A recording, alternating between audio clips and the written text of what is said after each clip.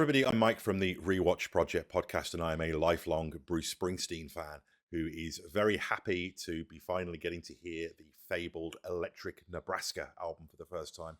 I've been a Springsteen fan since the mid-80s, so I have had nearly 40 years of hearing about this mythical recording, and I am now on this beautiful sunny day here in New Zealand on the release day of the Nebraska 82 set, finally going to get to listen to it. Just a quick reminder that I do pause these songs, I do talk over them, that's how I react, it is what it is, but I would strongly urge you not to follow my terrible example and that you listen to this song in its entirety before I spoil it by talking all over it. Just want to also remind you to check out the Rewatch Project of Hannah and Mike, the podcast that shares this feed, where my wife Hannah and I go back and rewatch some of our favourite film and television franchises, in addition to the other film, TV, music, and general pop culture related goodness that cohabits this here channel. Yeah, so I'm going to react to most of this box set. I'm still working my way through my first time listen of tracks 2, The Lost Albums. I'm really enjoying digesting that and really spending time with it. So yeah, let's get into this. This is the opening track. This is the title track, Nebraska, from the Electric Nebraska sessions. I have no idea what to expect, so let's find out together. Here we go.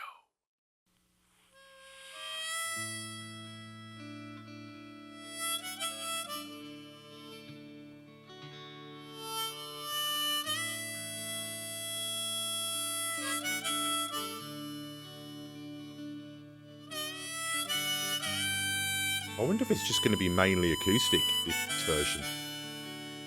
You know, just a studio recording of the home recording. Small embellishments, maybe.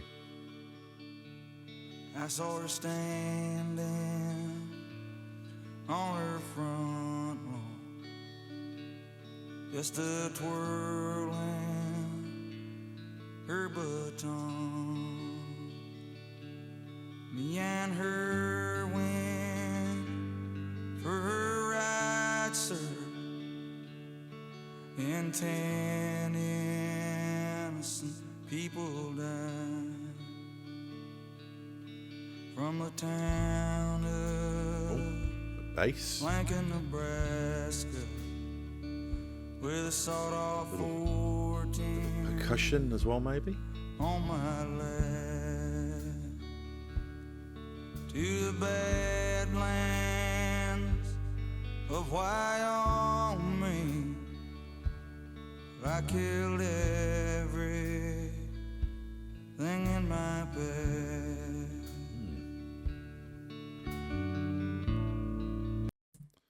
Yeah, so far very, very similar to the original demo, just with like a kick drum maybe, and a little bit of bass.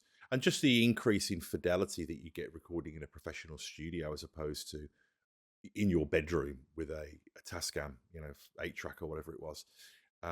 However, I will say, though, that it's a testimony to how good that home recording was, that it doesn't sound, to my ears as well, I'm not much of a hi-fi person. I love music, but I'm not an audiophile. It's not that different, which says a lot, but let's see. Maybe we're expecting things to maybe thicken out a little bit here, so let's find out. Oh, a bit of synth there, I think. I can't say that I'm sorry A little piano as well. for the things that Bit of electric guitar I've too. done. At least for a little while, sir, me and her, we had us some fun. This is really nice. Well, a jury brought in a guilty verdict, and the judge, he sentenced me to death. Midnight in prison storeroom, leather straps up. This is just such a great song. across my Obvious things to say, but in any version. Sheriff, when the man hits that switch, sir, that snaps my poor neck back. You make sure my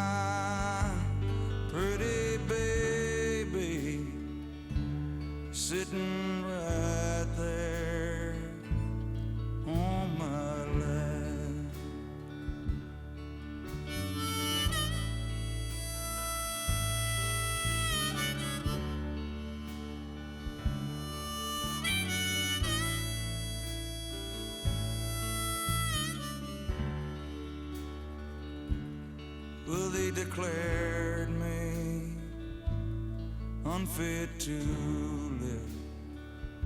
Sit into that great void, my soul be hurled. They want to know why I did what I did. Sir, I guess there's just a meanness in this world.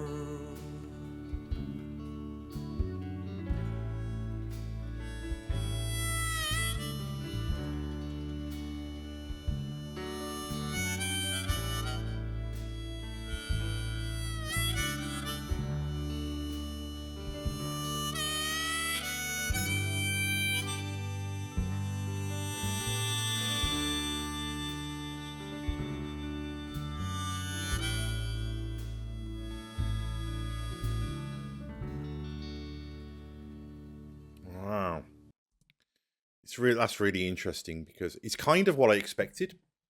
Minimal arrangement. I mean, there's other songs that we'll get to. I think of things like Johnny 99 and Atlantic City, where I'm expecting a more noticeable thickening of the performance style.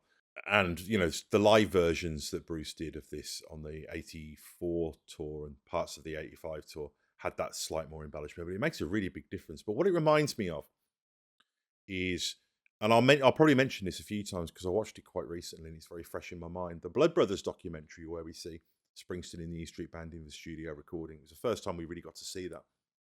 And they're working on the song Secret Garden. And at one point, Bruce brings in a strings arranger and he creates some orchestral flourishes for the song, for Secret Garden. And Bruce and the band and the producers, they all get swept up in the moment and they're loving it and they're like, this is incredible.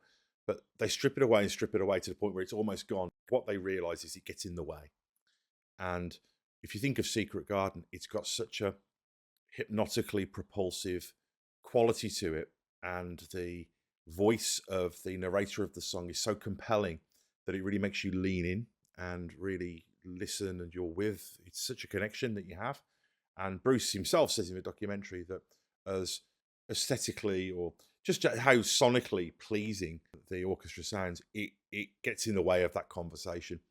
And I think that's the same here. Whilst it's very minimal, I think just the sheer starkness, sort of silence that inhabits the original version makes it the right choice. And I think that was always going to be the case listening to this, is that Bruce ultimately made a creative decision not to go with these recordings. So they're like deleted scenes in movies, they're not there for a reason, but they're so fascinating to go back to and to have access to, and particularly with the legend that's grown up around them. So yeah, this is fantastic stuff, and I'm really looking forward to continuing my way through this Electric Nebraska and also getting into the outtakes. But for now, I'm going to check out. I'll be back really soon with more of these. Please do take a look at the other stuff that's on the channel, including the Rewatch Project and the other film, TV, and music related stuff that cohabits here on the Rewatch Project YouTube channel. So back real soon. Bye-bye.